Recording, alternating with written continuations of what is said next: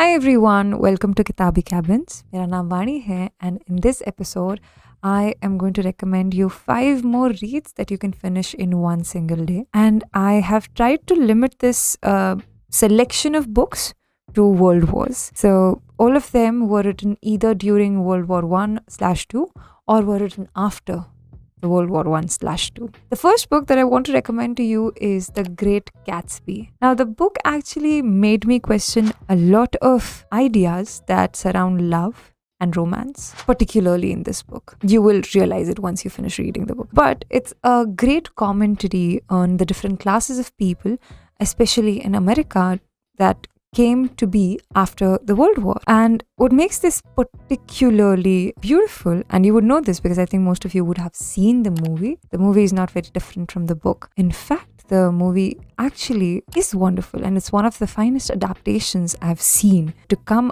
out of book. And if you're someone who really likes romance with a tinge of discrepancy, I think you will like The Great Gatsby. The next book that I want to recommend to you is the very controversial Catcher in the Rye. You can finish this in one setting, yes.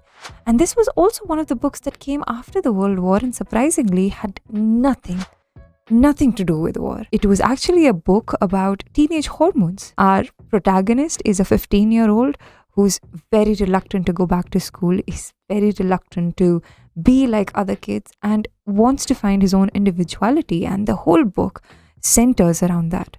Revolves around his decisions of being a rebel. What I particularly like about the book is how so many of us over the years have found ourselves somewhere in between those pages. Now, this book was banned because it inspired a lot of killing, but I genuinely believe Catcher in the Rye is one of those books that most of us will wholeheartedly relate with, especially our protagonist. Doesn't matter how much you judge him, doesn't matter how much you hate him, there will always come a point in your life where you will act like him and you will find yourself in that particular character, the obnoxiousness. And that is what makes Catcher in the Rye so beautiful. The next book that I want to recommend is called Nothing Important Ever Dies. It's by Romain Gary, who was a French author, and it also circulates under Forest of Anger by Romain Gary. At times, it's the same book. Every time I've recommended it, people have always complained how they cannot find this book. But I believe there are a few PDFs that are available online, and there are a few copies under the name of Forest of Anger that you can find on Amazon. Why I keep on recommending this book, even though it is not so accessible, is because I think it's a must-read book. It actually talks about one of the few things that not a lot of us know about in World War II, which was the Polish resistance. There was a lot of resistance that was coming for the German forces from the normal, ordinary individuals as well. The common people were forming resistance that were underground.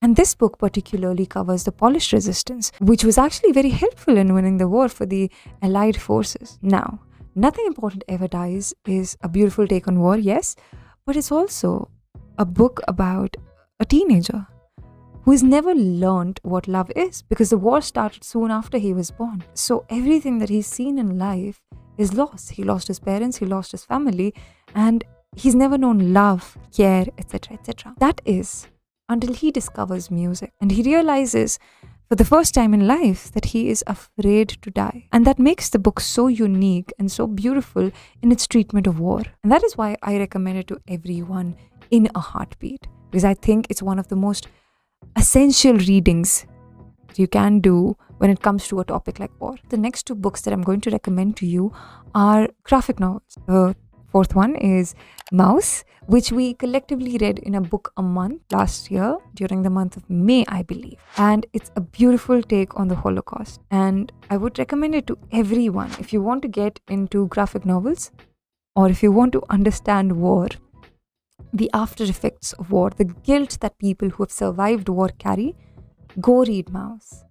It will change the way you look at the world. And the last book that I want to recommend to you is called Ayako. Ayako was written by Osamu Tezuka, who was one of the most celebrated graphic artists to come out of Japan. And Ayako was one of his most charged up political narratives.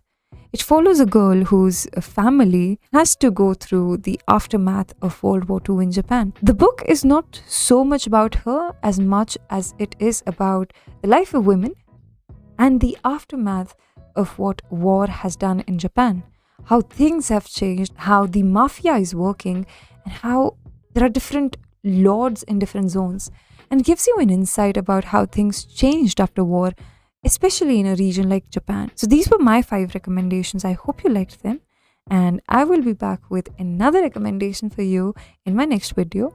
But until then, keep reading and let me know what other recommendations would you like in the comment section below. And let me know if you liked any of the picks that I've recommended today, and I'll see you. Ta-da!